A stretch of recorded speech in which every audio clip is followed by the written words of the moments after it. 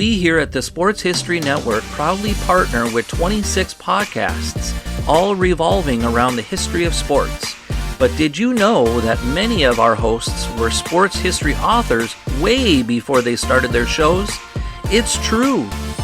We've got Joe Ziemba, host of When Football Was Football, Joe Zagurski, host of Pro Football in the 1970s, Mark Morthier, host of Yesterday's Sports, Tommy Phillips, host of Lombardi Memories, and Scott Adamson, co-host of From the 55-Yard Line. All these authors have many books for you to choose from. To check them out, go to our website at sportshistorynetwork.com/sportshistorybooks. Pick up your copy today. Soundtrack provided by Kevin MacLeod of filmmusic.io. Welcome to Football is Family, a podcast dedicated to the fan and fan experience. My name is Jeremy McFarland, and I want to look at the positive behind what makes football so enjoyable to watch and follow. I want to know why you are a fan of your team, of a player, or an era of football. Whether the pros, college, or high school, I want to hear and share your stories and your love for the game. If you want to be part of this podcast, please message me on Twitter at Jeremy_McFarland or on Facebook at the Football is Family Facebook page. Welcome back to the Football is Family podcast. For the past couple of weeks, I've been talking about, things that kind of, from an encouraging perspective, that one person can make a difference and that you can make a difference no matter where you may be in your life, that you might be able to change somebody else's life. You never know. You never know what life may give you. And I encourage you to get out there and to try to help, try to be a positive light to people in this dark world that we're living in.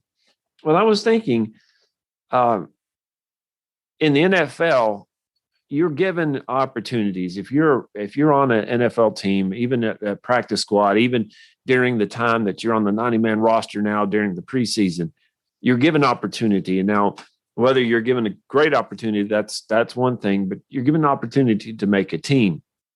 If you're drafted first overall, like Trevor Lawrence was this year, you're pretty much guaranteed to make the roster, and you better make the roster. They invested a lot in you.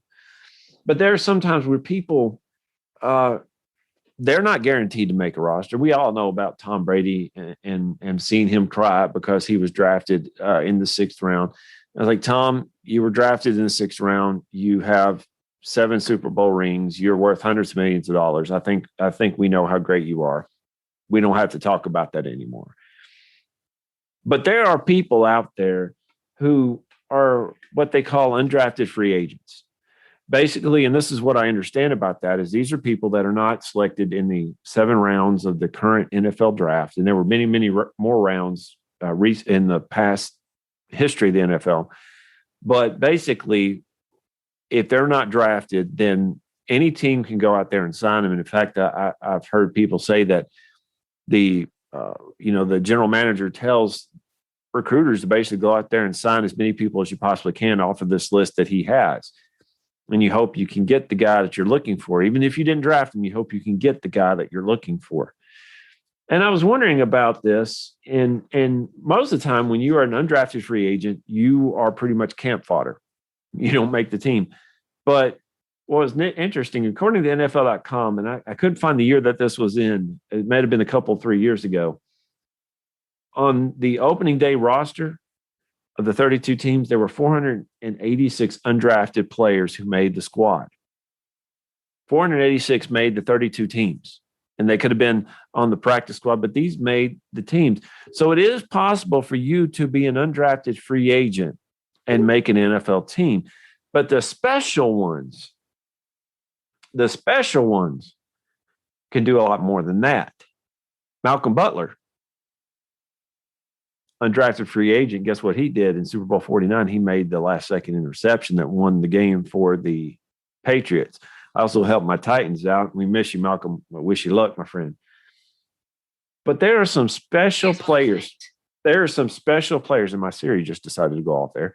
There's some special players who not only have made the rosters, but have made the NFL Pro Football Hall of Fame. In fact, there are 15 people who have made the Pro Football Hall of Fame who came out of being undrafted. Now, there's two more that, as of right now, I can see making it, and that's Adam Vinatieri and James Harrison. But there are 15 people who have made the NFL Pro Football Hall of Fame who are undrafted. And I want to talk about just a few of them. And you want to say that, if life gives you a bad go, that you can still make good out of it. These people did just that. Kurt Warner. Kurt Warner is probably the most famous one out of the bunch that I'm going to mention.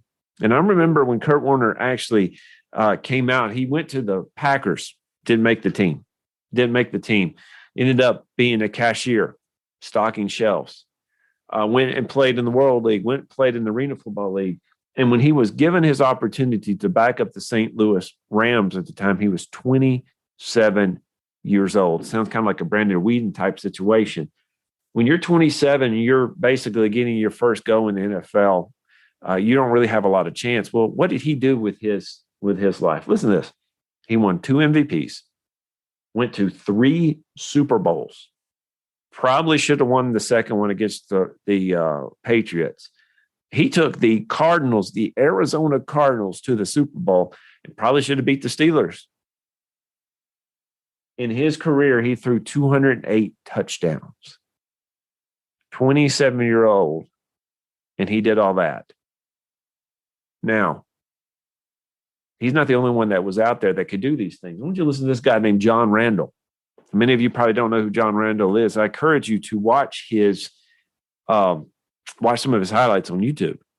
John Randall wasn't the biggest guy, but he had something that is called drive and motivation. Crazy guy. Played 14 seasons. Listen to this. He had 10 or more sacks in 9 of those 14 seasons. That's insane. 137.5 sacks, 471 tackles, 29 forced fumbles. When he came around the corner, any tackle worth a salt would say, you know what, he's going to get past me more times than I'm going to block him. They just have to admit that. John Randall was a force for the Vikings and I believe for the Seahawks as well. But for the Vikings especially, I remember watching him growing up. And I knew that if the Vikings were on TV, John Randall would be a central part of their defensive plan. Undrafted free agent. Warren Moon. Now, I remember Warren Moon, especially when I would watch the Houston Oilers play, but he also played for the Seahawks, which he would look great. Warren Moon looked great in any uniform that he was wearing, but he looked great in those old school Steve Largent Seattle Seahawk uniforms. And if you're listening, Seahawks fans, push for those uniforms back.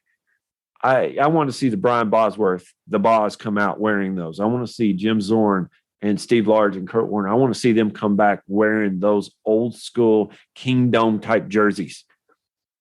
Warren Moon wasn't drafted, didn't get picked up in the NFL until he was 28 years old.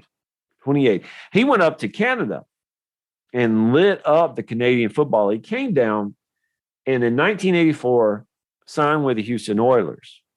Now, the thing that really made Warren Moon people kind of shy off is because they had a view that a black quarterback could not start in the NFL. And he proved everybody wrong time and time again. He deserved his place in the Pro Football Hall of Fame. Warren Moon is an amazing quarterback. But listen to these stats, just a couple of these. In his time with the Seahawks and with the Vikings, oh my goodness, his Vikings time was amazing. He just aired the ball out. With the Oilers, people remember the time that the Oilers lost that lead against the Bills. But they were there in the playoffs because of Warren Moon. Okay, because of Warren Moon. And his time with the Chiefs as well. He threw for 49,325 yards. 49,325 yards and 291 touchdowns. Not only is he probably the best free agent, undrafted free agent to ever play in the NFL, he is one of the top 10 quarterbacks of all time. The only knock against him is he didn't win a Super Bowl, but it wasn't because of Warren Moon. It wasn't because of Warren Moon. You go back a little bit. 1966, and Emmett Thomas. Now, I encourage you to watch some of his film as well with the Kansas City Chiefs. The AFL getting off the ground, especially the AFL, but the Kansas City Chiefs, they would go all over the country looking for diamonds in the rough. And guess what they got? They got a diamond with Emmett Thomas. 58 interceptions, 12 interceptions in 74 alone, 5 Pro Bowls, 1 All-Pro, and 1 Super Bowl. Now, I would tell you this, Super Bowl 4, we talk a lot about Super Bowl 3 with the Jets. Super Bowl 4 was probably the more important of the 2 Super Bowls, because what people were saying was the Jets lucked up and win, but the Minnesota Vikings going to destroy the Kansas City Chiefs. If the Chiefs lost that Super Bowl, there would be a different view on the AFC today. But people like Emmett Thomas kept that from happening, and the Chiefs ran away with that Super Bowl. Willie Brown, 1963, Denver Broncos. He was a Pro Bowler by the second season, played 16 years in the NFL. 16 years. 54 interceptions, 9 Pro Bowls, 5 All-Pros, 1 Super Bowl. Amazing. Willie Wood. Tell you what, I've read several books about Vince Lombardi and about the Green Bay Packers in the 50s and the 60s. Vince Lombardi knew about discrimination. Vince Lombardi was Italian, Roman Catholic. And where the area he was from, he understood the idea of discrimination because of those 2 things. When people looked at Vince Lombardi, they just looked at his last name. But the fact is that he was probably one of the best offensive-minded coaches that you will ever find, and he understood how to get the most out of his team, to the point where even if his team didn't have a lot of talent, he took what they could do and he polished it so they could do it better than everybody else. Try to stop the Green Bay Packers sweep. They knew it was coming and no one could stop it. He understood what Willie Wood was going through. And he also knew how to get the most out of players like Willie Wood. 48 interceptions, 8 Pro Bowls. That's insane right there. 5 All-Pros. Listen to this. 5 NFL championships, 2 Super Bowls. Willie Wood. Night Train Lane. Now, I love watching Night Train Lane play. He would not be playing today in the same way because of how the concussion rules are. Well, basically, when you see the Night Train Lane clothesline, if you were going over the middle or going in his area, he would take his arm and just basically knock you out. 1952, he was a rookie. He led the league with 14 interceptions. 68 total interceptions in 14 years. That's incredible. 7 Pro Bowls, 3 All-Pros. One last one that I want to look at is Jack Butler from St Bonaventure, 1951 to 1959. 52 interceptions, 4 touchdowns, 4 Pro Bowls, 3 All-Pros. And there are many more that we can look at here, but the point I'm trying to make is you have the opportunities, just like these men did, to do the best you can with the life that you have.